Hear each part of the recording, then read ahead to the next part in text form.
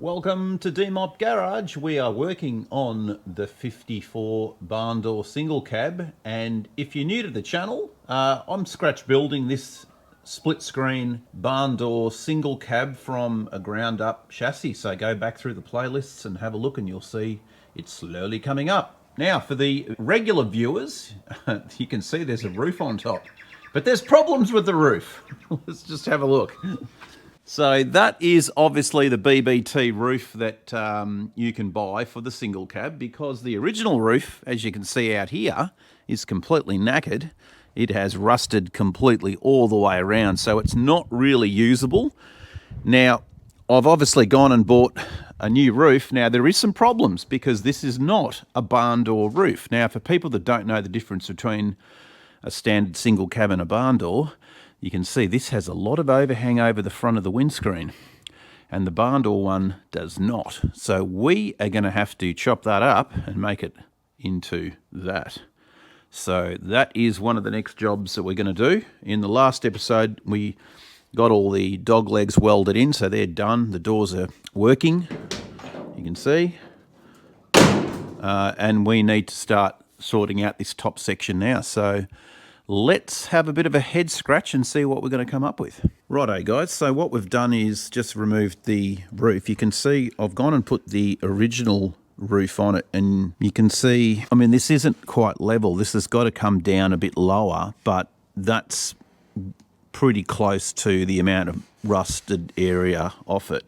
Now the front we're going to have to change. This is the piece that we're going to be grafting onto the new donor roof. So I've got a feeling, you know, this is obviously the extra section we're going to have to cut off. That's probably going to be living close to there, I would say. Just trying to nut this out, yeah, because we're going to be losing the overhang, which would be bringing it in closer. It'll be something like that. So we're going to have to do a lot of measurements before we actually cut the roof. Now, before we can do anything more, we're going to have to put the gutters on. So the next stage is going to be these. So these are the gutters which are going to live on top.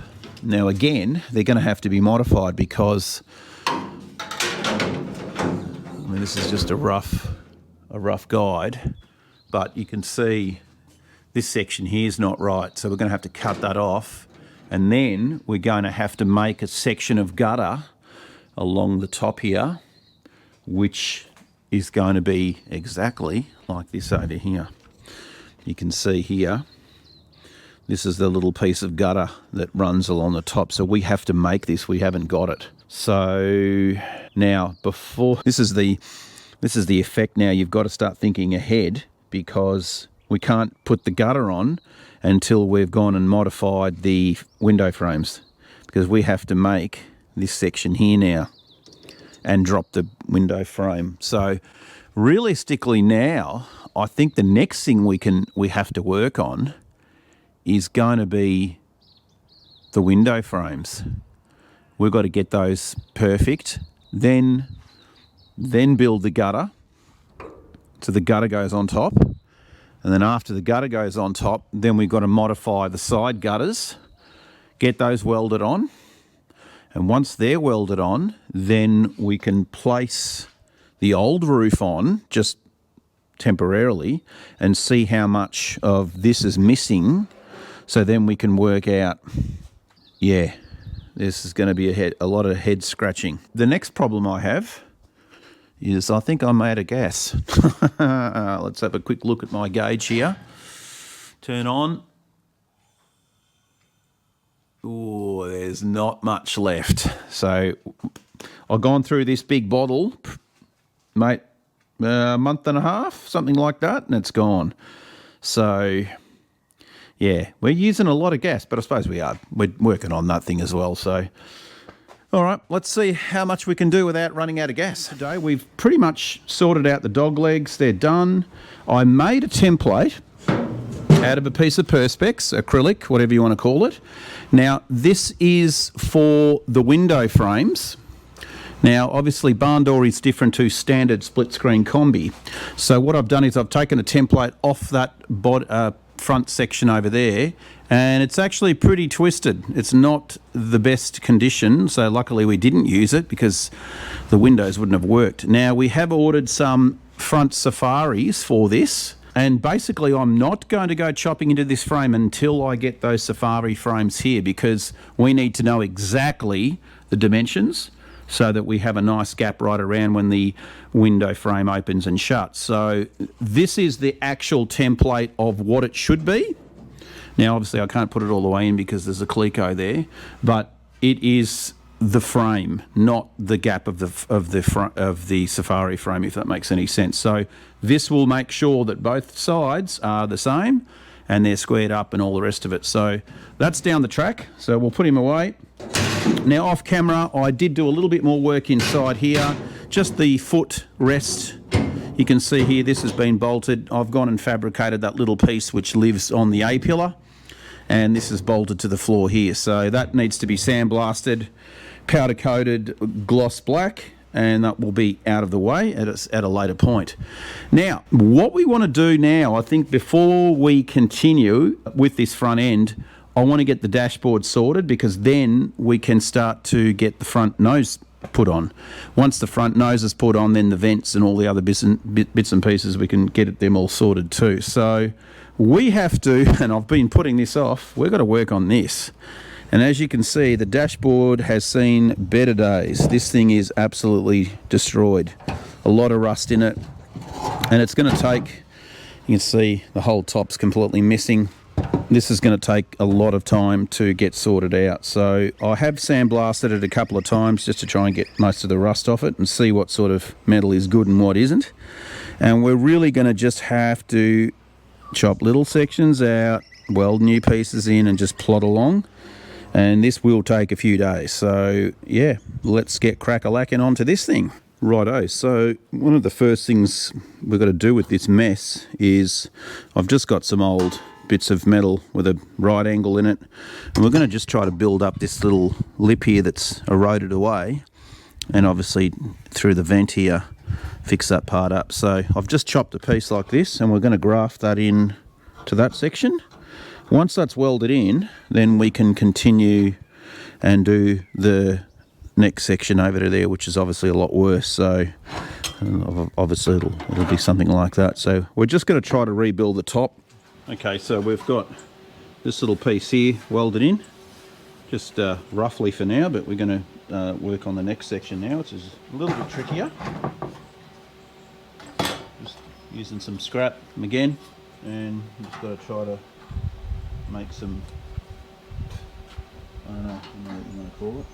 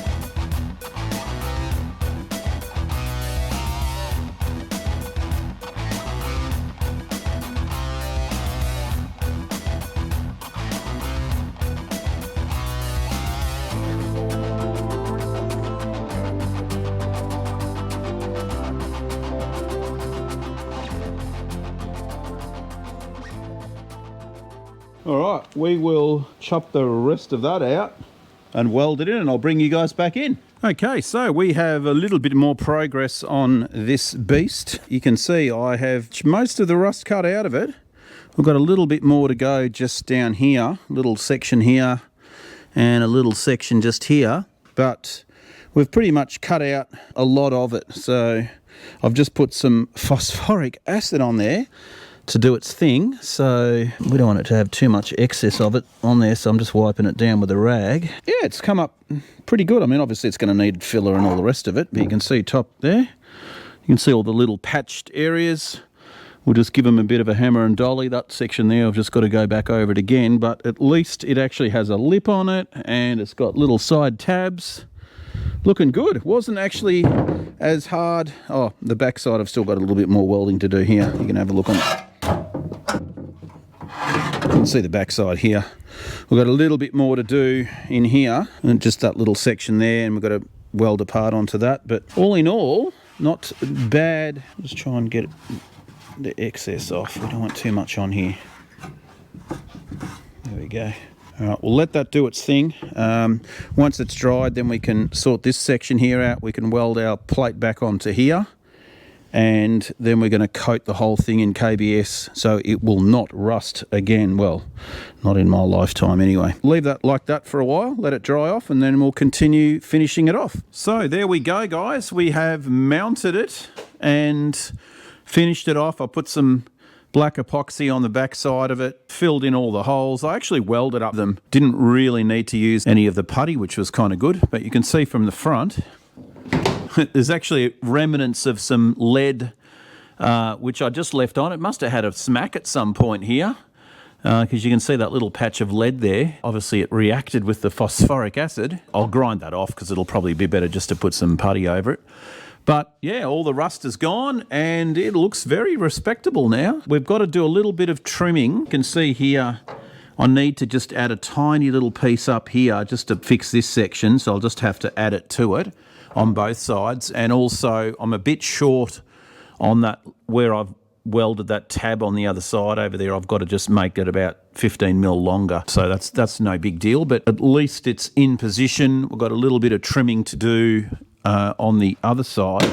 You can just see here, this little top bit here, I've just got to trim that off because, you know, I just made it straight across. So I'll make a mark on that, and yeah, it's looking good, nice and solid. The next thing, once I just fix those little modifications, then we can add the pipe here, and we might even start on the dash. This thing's pretty rotten too, so man, this is going to be next. Probably have to start stripping that.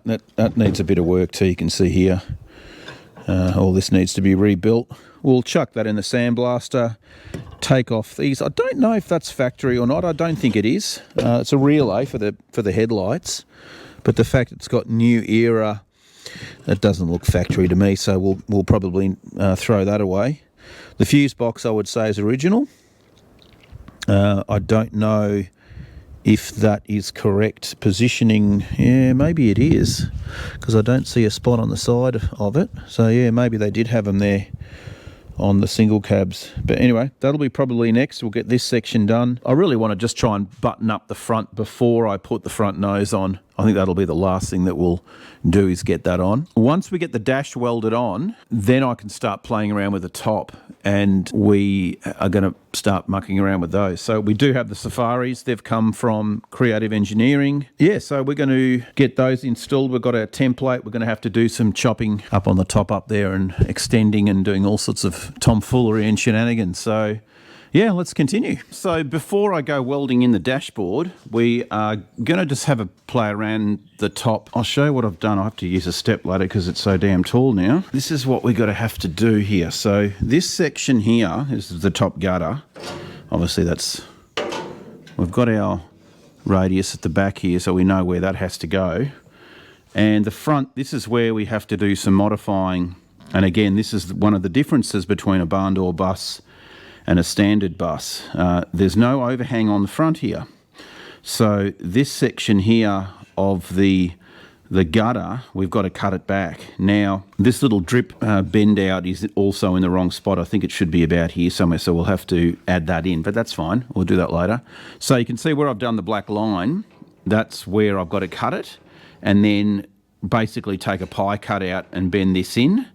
And once we've got it into here, we've got a 50 mil gutter, which is going to go straight along the top and along the top. So we'll cut this off now, and we'll do both sides. And I just want to see how this is all going to line up before we start chopping into the top frame, because we have to modify this too. So yeah, let's get this down. We'll cut a little pie out, bend it over and see how she looks. Unfortunately, the original front over there, there's nothing there. It's all gone, rusted away. So I've got no real, I'm just looking from pictures. I'm following this little curve here, and I know that it basically goes straight up against this, and then it starts to go in. So that's how we're doing it. So yeah, let's chop it out.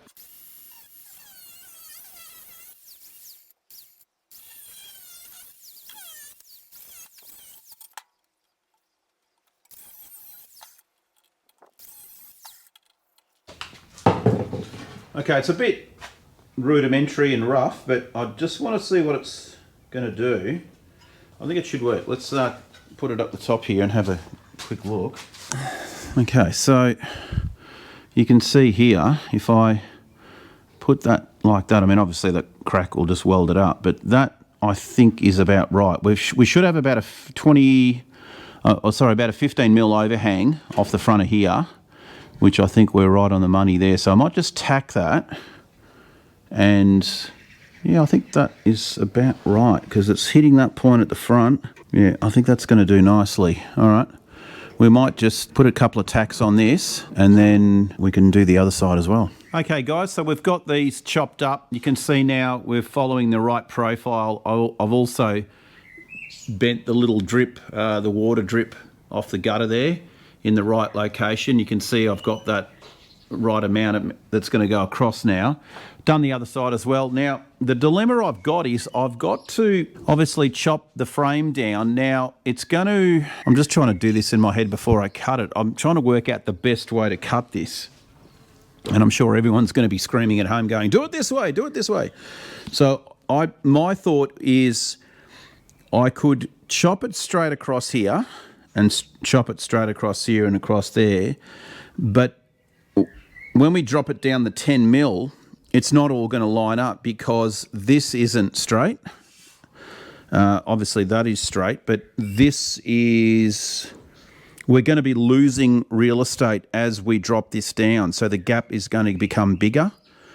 Now, my other thought was to do it this way, where you can see that mark I've made, chop it down there, and same with these ones, chop it straight down there like that, and then move just this piece down. But again, as it goes down, it's going to grow in size. So shrink in size, I should say. So I'm going to end up with a gap here. I'm going to have to fill.